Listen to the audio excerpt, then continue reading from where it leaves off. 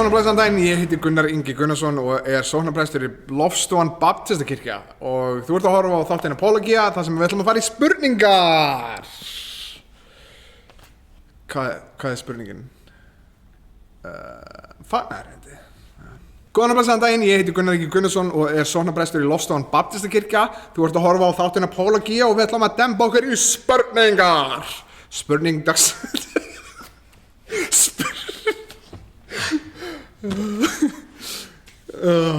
yes.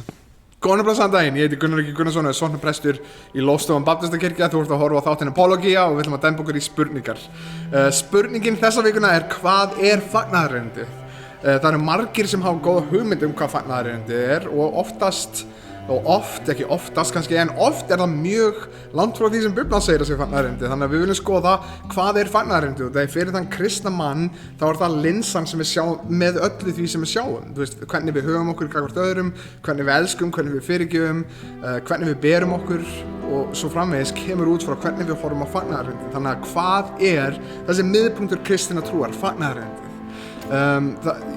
Ég man eftir því ég var ungur og ég fór að horfa á Passion of the Christ og ég sá hvernig það var myrt Jesú Krist og niðurlægt og búið að pynta þennan mann sundur og saman og ég labbaði út ekki fagnandi eins og margir kristnir gerðu. Ég heldur að pæla af hverju þetta kallað fagnaðarerindi. Ég sá mann í 2 klukkutíma vera drepinn, vera myrtan, vera pyntaðan. Af hverju fólk fagnandi yfir þessu? En það sem að mér finnst gott er að lesa í Biblíu, það æðsta vald hins kristna manns og í Efesusbréfi 2:8-10 þá segir þetta: Því að náð eru þið hólpnir orðnir fyrir trú, þetta ekki ykkur að þakka, það Guðs gjöf, ekki byggt á verkum, enginn getur miklast á því. Við erum smíð Guðs, skapaðir í Kristi Jesú til góðra verka sem hann hefur áður fyrirbúið, til þess að við skuldum leggja stund á þau. Þannig að hvað fagnaðarerindi? Fagnaðarerindi að Jesús Kristur kom til að bjarga okkur þegar við gátum það ekki sjálf.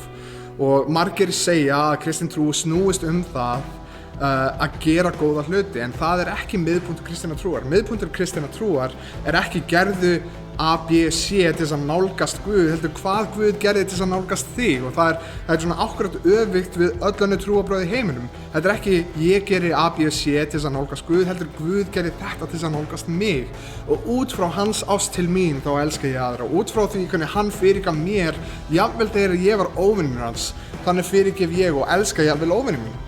Þannig að öll svona siðferði kristinna trúar kemur út frá fagnaðarerindinu og fagnaðarerindið miðpunktur kristinna trúar.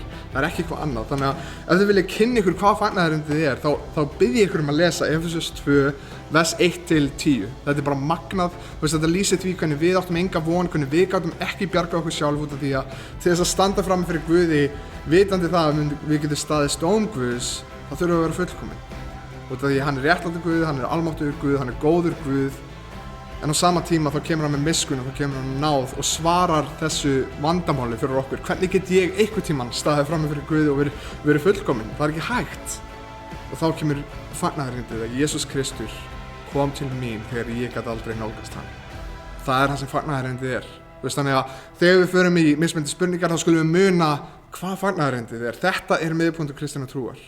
Og þegar við tölum að leggja traust okkar og trú á Jesú Krist, þá erum við að leggja traust okkar og trú að hann hafi verið fórn í okkar stað. Að hann hafi verið Guð sem kom til okkar þegar við gátum ekki nálgast hann.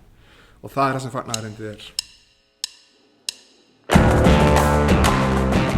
Takk fyrir að horfa á þennan stutta þátt. Ef þú vilt að við tökum einhverju sérstaka spurningu fyrir, endilega senda okkur e-mail eða þú getur senda okkur spurningu með því að setja komment við þetta vídeo. Þú getur líka að fara inn á Facebook síðu Lofstofunar sem facebook.com/lofstofan og skilja eftir spurningu á veggnum eða senda okkur skilaboð og við myndum elska að taka það fyrir í þessum litla þætti okkar.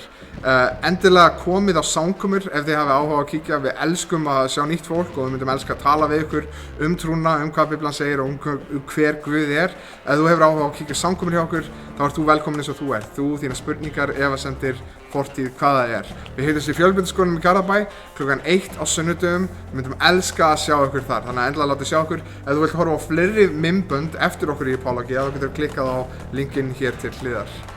Njóttu vel og takk fyrir að horfa.